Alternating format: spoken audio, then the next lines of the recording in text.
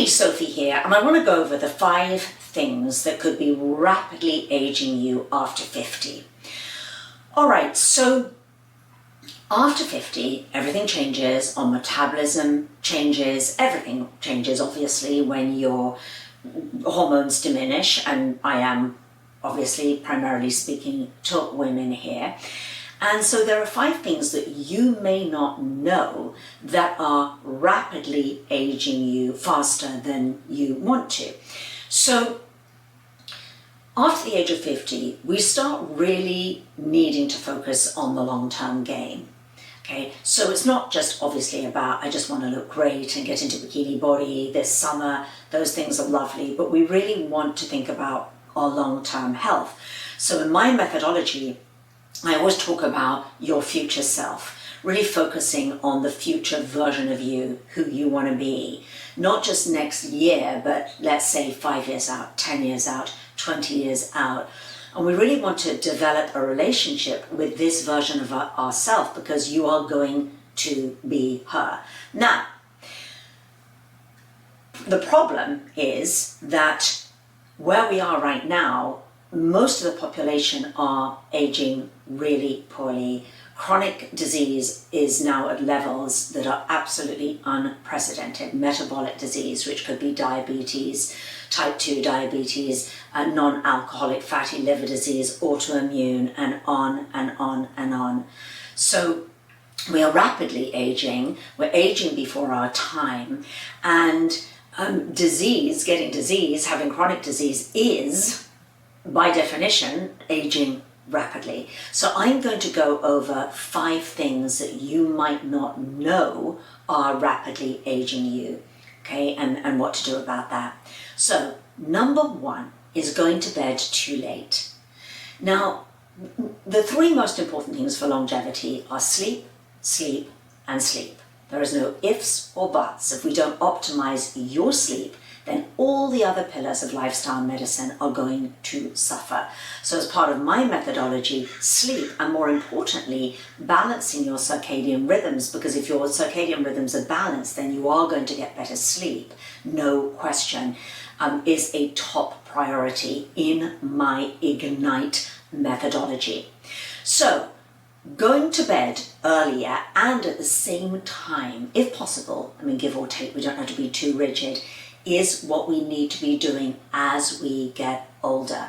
Okay, so in this modern day life, we tend to stay up very, very late, watching TV, binge watching Netflix. I get it. I get how tempting it is. We're on our apps, we are scrolling. And of course, all of the above, they have one reason or one motivation and one motivation only, which is to grab your attention and to keep your eyeballs on whatever their app or platform is for as long as possible, even YouTube. I mean, I'm here on YouTube, but it's the same.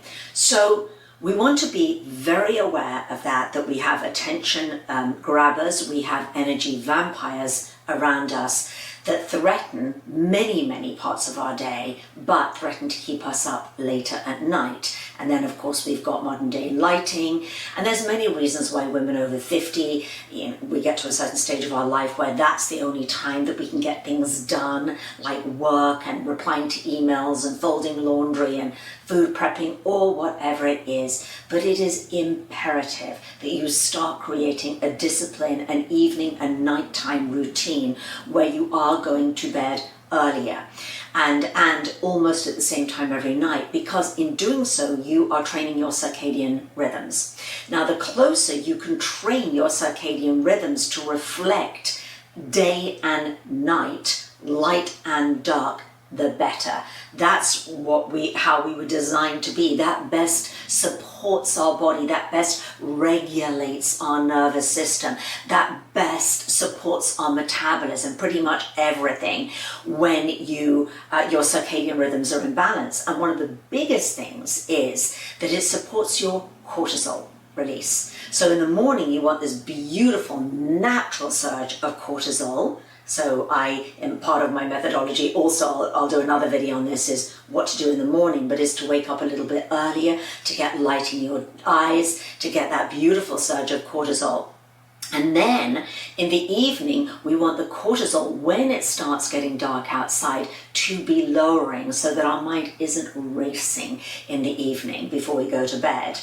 And so start trying to go to bed a little bit earlier. It's about training yourself. I'm not saying you're a night owl and you go to bed at midnight and now you've got to go to bed at 9 o'clock. No, you're going to incrementally bring it back, or bring your bedtime forward, I should say, half an hour, maybe a week at a time, until you get to your desired bedtime. This requires a lot of discipline, but lovely discipline, and it requires creating a lot of boundaries around yourself, and maybe even boundaries around other people.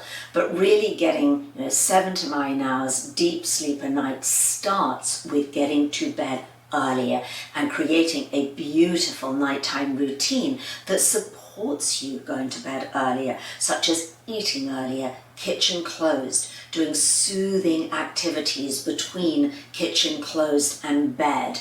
So as we get older, it is more and more important for us to dial that in and to go to bed earlier. All right, number 2 thing that is rapidly aging you is too much bad stress. Now, I make a distinction between good stress and bad stress, and in this thing, I am talking about the bad kind of stress. This is the kind of stress that where you feel out of control. And unfortunately, in this day and age, there are a lot of stresses around us. And here's the problem, is that our body, our physiology reads these stresses. It could be an email, it could be a text, it could be a comment from somebody, it could be watching the news. But our body, your nervous system, reads that signal as acute stress, as a tiger chasing you across the plains. All the stress hormones are released, surging into your body, the cortisol and all the other stress hormones, creating the damage in their path. The surge of cortisol creates belly fat. There's a direct correlation between cortisol that's out of control. Think of the last little thing that I went over, the first thing that's aging you, and that creates belly fat, which is inflammatory. And so managing your stress is bad stress, chronic stress, because it becomes chronic. It should just be acute. Of course, when there's a stressor or something really frightening, you're about to be run over or something terrible happens, or you get that phone call or something, then we need to have this acute stress response. It's beautifully built into us. But when that is going on all the time, every hour that we see a text or read some terrible news or somebody says something to us, then it turns into chronic stress. And this massively ages your body on a chemical level, on a hormonal level, on a physiological level. And so learning to step back from these stresses when they're happening in real time and employing something called metacognition. And metacognition means thinking about your thinking. And this is what I teach my clients to do. A huge part of my methodology is teaching my clients how to pause when agitated, how to take a step back, how to observe what's going on, how to observe the stories that you're telling yourself, the meaning that you're making in that moment, and then breathing through it, and then bringing yourself back to this natural state of awareness. So that is so important. Okay. The third thing that is rapidly aging you is not having enough good stress. Not enough good stress. So good stress is scientifically known as eustress, EU stress. And we need good stress, particularly after the age of 50. I don't know about you, but I'm not slowing down. The women that I work with in their 50s, 60s, 70s, they're just getting started. Once we get their health dialed in, they're like, oh my gosh, there's all these things that I want to do. I want to write a book. I want to change my career. I want to get into massive volunteer work. I've got all this energy. And this is good stress. Good stress is where you feel in control and you're in the driving seat and you're excited and you're passionate, or you've got a purpose, or you've got a mission. That is good stress, and we need it as much as we don't need the chronic stress.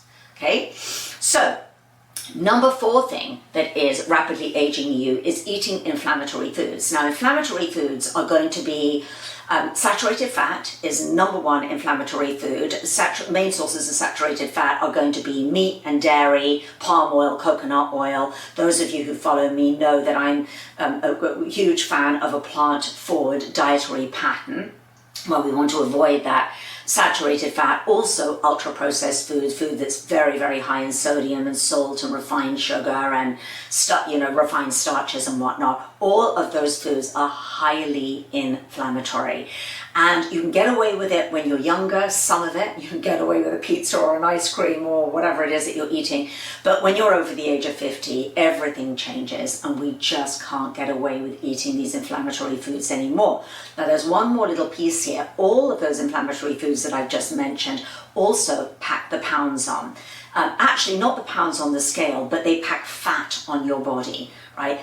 Those foods are going to lead directly to you gaining visceral fat. Visceral fat is metabolically active. It releases inflammatory cytokines. So now you've got another big cycle of inflammation going, systemic inflammation. So that's really important. That should be a top priority. And number 5 thing that is rapidly aging you is not having enough beautiful lean muscle mass. So as we get older, particularly post-menopausal, we will start rapidly losing lean muscle mass. It's called sarcopenia. Now, muscle mass is, again, metabolically healthy. It is metabolically active, but it needs to be metabolically healthy. You need to have lots of mitochondria in those muscles, because your mitochondria is the root of your metabolism. It's what really sort of keeps you young, these little power packs in your cells. The only way that you're going to increase them, aside from flooding your diet with phytochemicals and phytonutrients, the only other way is to build lean muscle mass. Not just maintain, but to build it, hypertrophy. Now, does this mean that you have to spend hours in the gym every single day? No, it absolutely doesn't. In fact, that can do more harm than good. So I say less is more. Less time is more, but you need to lift heavier. What do I mean by that? What I teach my clients is you could do 2 or 3 20-minute sessions a week, right? How easy is that? No gym required if you know how. And within that 20-minute session, you need to lift heavy. Most women are not lifting heavy enough weights, right? They might be at the gym doing all this kind of shredding and power walking and treadmill and everything else, but it's really doing nothing other than spike their cortisol. And so we need to exercise much, much smarter, and in a way that's not going to deplete us. It's not going to be exhausting. It's not going to be something that you give up because it doesn't fit into your busy lifestyle. It's got to fit into your busy lifestyle. It's got to support you. It's got to nourish you, and it's got to be done in a way that you're actually going to do it and you're going to enjoy doing it, which is why much shorter periods of exercise are more enjoyable and more doable. So those are 5 things that could be rapidly aging you, so please address them. And I'm going to invite you to take a look at the new 5-shift masterclass that I have created, which really goes over the my Ignite method. It's very unique, it is transformative, it is life-changing, particularly for women over the age of 50. So I've popped a link in the description box. I recommend watching it now. And I'll see you next time. In the next video that I'm going to make is going to be the 5 things, and I'll really get into the detail that you can do, right, to prevent this rapid aging. It's going to be building on what I've talked about in this video, but going into it in a little bit more detail. So make sure you are subscribed to my channel, and I'll see you next time.